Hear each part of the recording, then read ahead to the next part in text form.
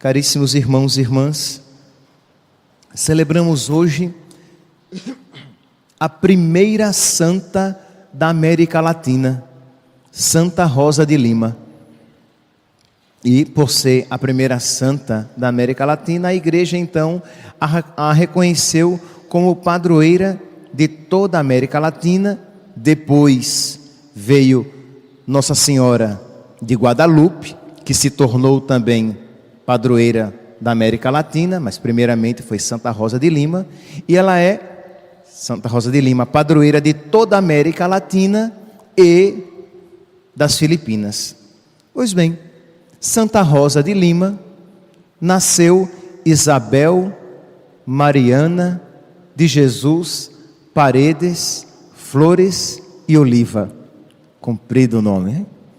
Nasceu Isabel, uma menina belíssima, muito bonita, de família rica. Seu pai era um grande funcionário do vice-rei, e ela então cresceu, quer dizer, nasceu nessa família rica, mas o pai empobreceu, passou por uma dificuldade financeira, veio à falência e se tornaram pobres, e ela então tranquilamente aceitou o empobrecimento, aceitou a pobreza e foi trabalhar como doméstica em casas de família. Mas mesmo assim, ali trabalhando como doméstica, trabalhando na lavoura, bordando durante a noite para ajudar a família nos recursos, quer dizer, não era uma menininha que por causa da sua vida religiosa se tornava alheia ou irresponsável com as responsabilidades diárias, com o seu trabalho, com a ajuda dos pais. Isso deve ser também iluminador, principalmente para os jovens aqui presentes, né? De que às vezes se esquecem de que a nossa vida religiosa, ela é vivida na igreja, em casa, na escola e no trabalho. Nós glorificamos a Deus quando nós nos dedicamos e dedicamos-nos com afinco nos estudos. Nós glorificamos a Deus quando, por amor a Deus, nos dedicamos e nos dedicamos bem na ajuda aos nossos pais, nos trabalhos de casa. Nós glorificamos a Deus quando, por amor a Deus, nós somos pontuais, zelosos, bons trabalhadores. Então nós não glorificamos a Deus apenas na igreja e dele nos esquecemos quando por aquelas portas saímos. Pois bem, então Isabel Mariana de Jesus Paredes Flores e Oliva, é até um bom exercício mental, né? Ela se dedicava, mas vivia com zelo a sua piedade, coisa não comum na época. Ela era de missa diária, comunhão diária. Não era comum na época uma pessoa frequentar diariamente a comunhão, e ela se detinha com generosidade em diálogo com nosso Senhor depois da comunhão. Meus irmãos, é algo tão importante para o nosso crescimento na vida espiritual, esse tempo que nós passamos com nosso Senhor. Claro, meus santos, eu sei que algumas pessoas aqui trabalham e que já saem daqui, infelizmente elas têm que sair daqui às pressas até, para que não cheguem atrasadas no trabalho. Então, se este é o seu caso, vá em paz, Deus o acompanhe. Mas se este não for o seu caso, e você puder se deter um pouco mais com nosso Senhor, em diálogo com nosso Senhor, isso é importantíssimo, porque a amizade se cresce no encontro e no diálogo. Se isso é uma realidade humana, isto é, nós crescemos na amizade com os nossos amigos aqui na terra, quando nós nos encontramos, quando nós conversamos, quando nós, entre aspas, perdemos tempo um com o outro. Esta realidade é muito, esta realidade é muito mais verdadeira quando nós a aplicamos com Deus, para que nós nos tornemos amigos de Deus, para que a comunhão ela tenha todo o fruto que ela pode ter na nossa vida espiritual. Nós precisamos conversar com o nosso Senhor, dialogar com Ele, suplicando a Ele a graça de crescer na amizade, porque vai ser o nosso amor a Ele e a experiência dEle e a experiência do amor dEle conosco que nos fará capazes de fazer coisas que nenhuma lei externa conseguiria nos comprometer. Não adianta apenas você saber exteriormente o que você precisa fazer. Pode ser que você, graças a Deus, já tenha uma consciência formada, você conhece a lei de Deus. Mas não é apenas o conhecimento externo que o capacitará a viver e a viver com alegria os mandamentos de Deus. Será a sua intimidade com o Senhor. Este conhecimento, o conhecimento evangélico, ele não pode ser apenas informativo. Ele precisa ser formativo. Isto é, aquela realidade que entra no seu coração e a partir de dentro o transforma. E é claro, aqui eu não estou tirando todo o aspecto de sacrifício, de esforço, mas é um esforço gozoso, é um sacrifício gozoso, é uma necessidade da alma amar a Deus e amá-lo em primeiro lugar, amá-lo acima de todas as coisas. E com certeza esta comunhão diária, este tempo em que a menina Isabel passava com nosso Senhor, conversando com Ele, ou diante de uma imagem de Nossa Senhora com o menino Jesus nos braços, ela também gostava de rezar diante dessa imagem, que a fez crescer no amor a Deus, no amor a Nossa Senhora e no desejo de viver em santidade. Pois bem, um dia, ela rezando diante de uma imagem de Nossa Senhora, com o menino Jesus nos braços, ela ouve interiormente Nosso Senhor pedir a ela: dedica a mim toda a tua vida. E aquele pedido, aquela menina tão bonita, aquela mocinha tão bonita, aquela mocinha que recebia elogios de tantos rapazes que queriam se casar com ela, porque era uma moça muito prendada, era uma moça muito bonita, conhecida em Lima como a moça mais virtuosa e bela. Bela por dentro e por fora, ela tinha tudo para ter uma boa vida segundo a mentalidade da época. Mas ela descobriu um tesouro pelo qual valia vender tudo para adquiri-lo. Ela descobriu uma pérola de grande valor, pela qual todo sacrifício se tornava insignificante. Como diz o Evangelho de hoje, o reino dos céus, isto é, Deus, pode ser comparado com um comprador que encontra uma pérola de grande valor. Ele vai, vende todos os seus bens e compra, adquire aquela pérola de grande valor. Entendem aqui, meus santos? Se eu perguntar a vocês, quem aqui crê que Deus é a realidade mais importante que existe? Todos nós levantaremos a mão. Por quê? Porque esta informação já nos foi dada. Nós cremos, mas esta informação, este dado de fé, nem sempre é uma realidade profunda interiormente, de modo que nos mova a ações que correspondam cada vez mais a esta verdade conhecida. Por Deus, vale a pena sacrificar tudo e qualquer coisa. Para ter Deus, vale a pena arriscar tudo e qualquer coisa. Deus é a maior riqueza, beleza e alegria que uma criatura pode encontrar e já deve encontrar aqui na terra. Este conhecimento, que é um conhecimento interior, que é um conhecimento iluminativo, que é um conhecimento que nos enche de fortaleza e desejo, este conhecimento saboroso de Deus, ele cresce na nossa intimidade com nosso Senhor, na nossa vida de oração.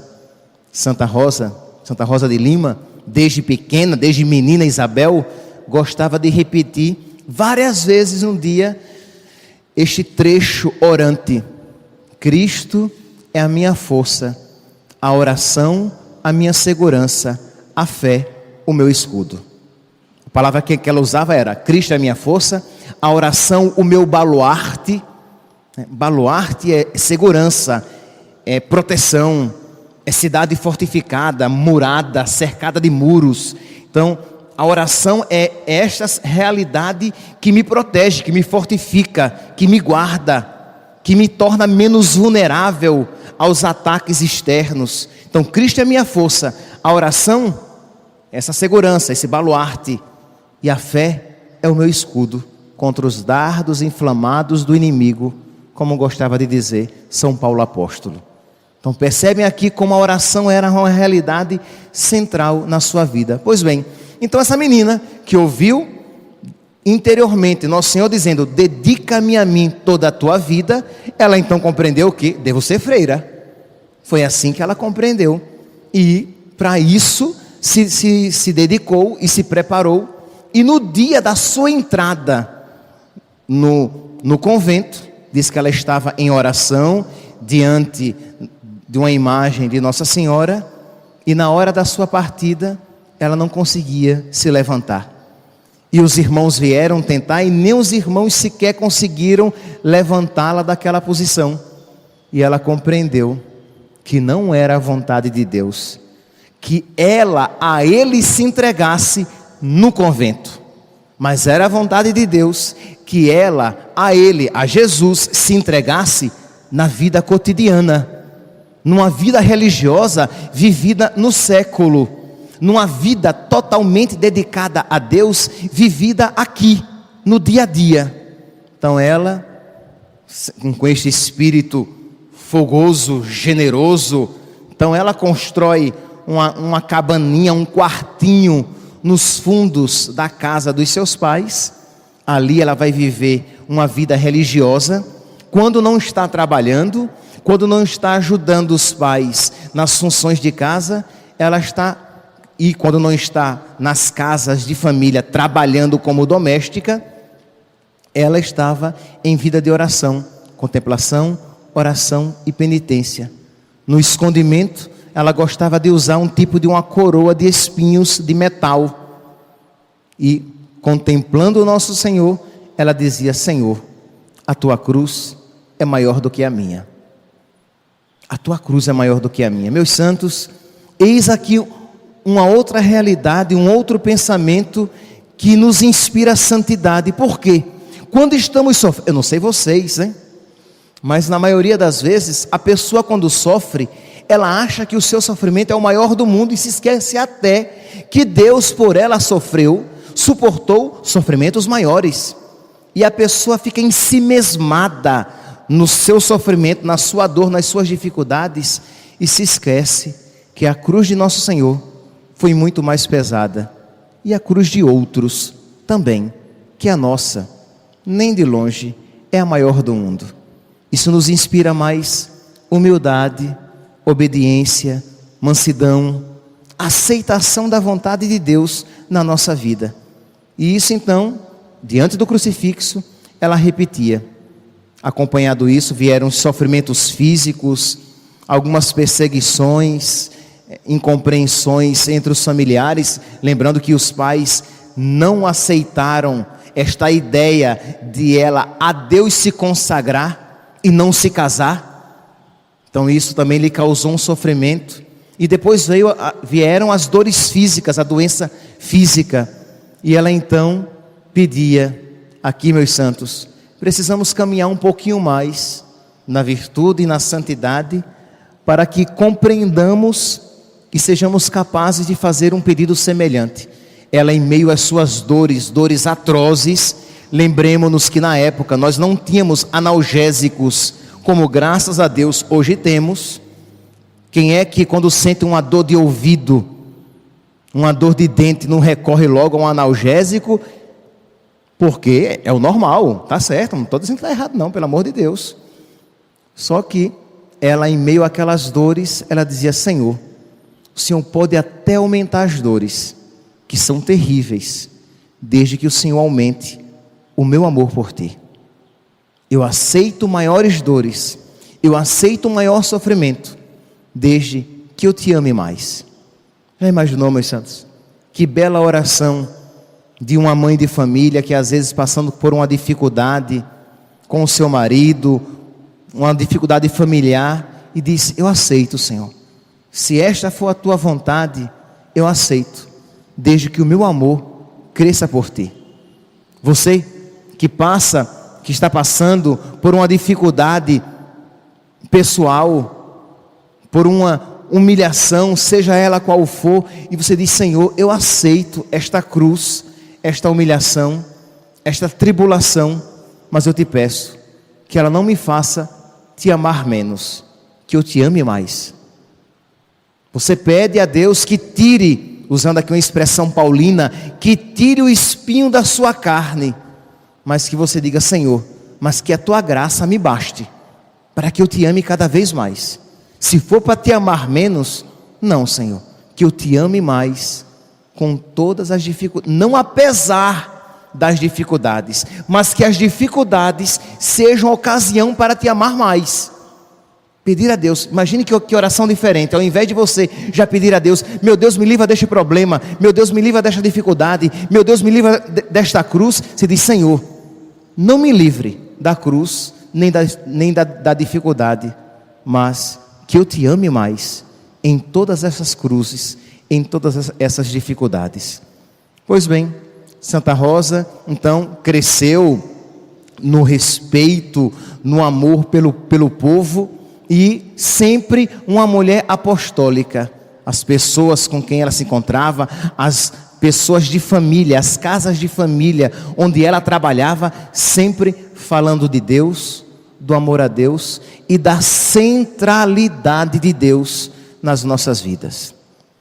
Meus irmãos, que graça pedir a Deus por intercessão de Santa Rosa.